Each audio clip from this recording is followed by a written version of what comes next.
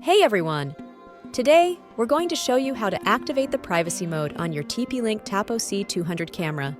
Launch the Tapo app on your smartphone or tablet.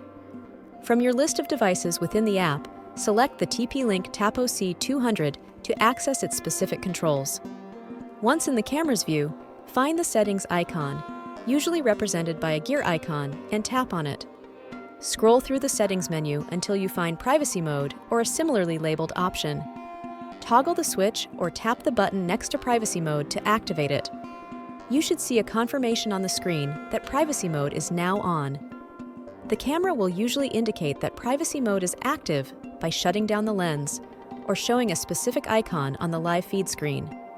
When you're ready to use the camera again, you can deactivate privacy mode by following the same steps and toggling the switch to off. That's it. You've successfully activated privacy mode on your TP-Link Tapo C200. Now you can enjoy your privacy whenever you need it with just a few taps on your app.